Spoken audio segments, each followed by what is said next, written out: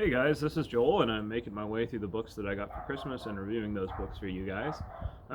This book that I read is one of my favorites. It's a really easy one to pick up and kind of not commit to. You could read it over the course of a couple years or something because it's a lot of excerpts from other writers. So the book is called Meeting the Shadow, and it is a anthology where an editor has taken lots of different writings about Carl Jung's concept of the shadow.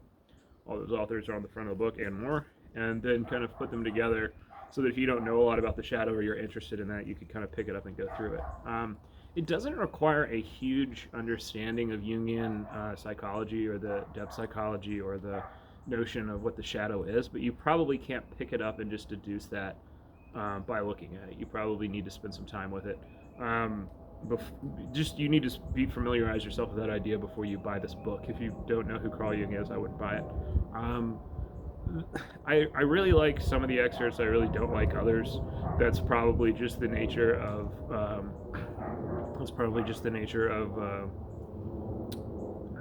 book like this that's got 100 different authors in it. But a lot of the excerpts are really, really good, and it's worth it just for the ones that work. There's not a ton more to say about it because I can't really make any statements for what it's saying about the shadow as a whole. I do like that it lets different authors kind of have different takes on what the shadow is, and so you don't really feel like it's edited to convince you of anything. It's definitely not a argument.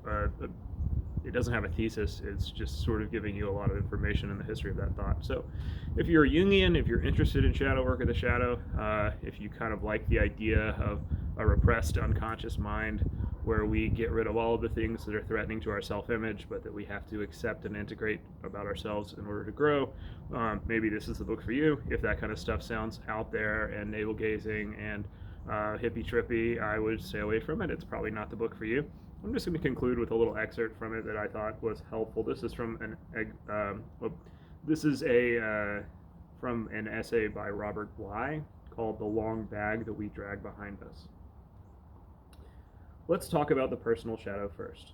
When we were 2 or 3 years old, we had what we might visualize as a 360-degree personality. Energy radiated out from all parts of our body and all parts of our psyche. A child running is a living globe of energy.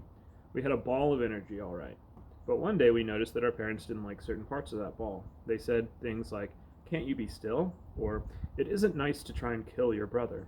Because we have an invisible bag, and the part of us our parents don't like, we have to keep our parents' love, we put the parts that we don't like about ourselves in the bag. By the time we go to school, our bag is quite large. Then our teachers have their say. Good children, don't get angry over such little things. So we take our anger and then we put that in the bag. By the time my brother and I were 12 in Madison, Minnesota, we were already known as the nice little Bly boys, and our bag was already a mile long. So in that essay, he's saying that the shadow is this kind of bag where you turn parts of yourself off, and then in later life, those parts call to you. And if you're not aware that you've done that, or you're not prepared to take some of those parts back on and challenge what your self-image is, that can be very damaging. When you view yourself as a nice person who does these things, yet you kind of want to do these other things, then you project that onto other people or all the other problems that the shadow causes. So anyway, that's my review of Meeting the Shadow. I would recommend it to a lot of different people. If that excerpt sounded like out there and not your cup of tea, I would stay away from a book like that. It is a little bit drier than a lot of stuff that I go through on here, but I think it's a great book and a really good anthology. So thanks for listening, and check out the website, gettherapybirmingham.com, for more book reviews.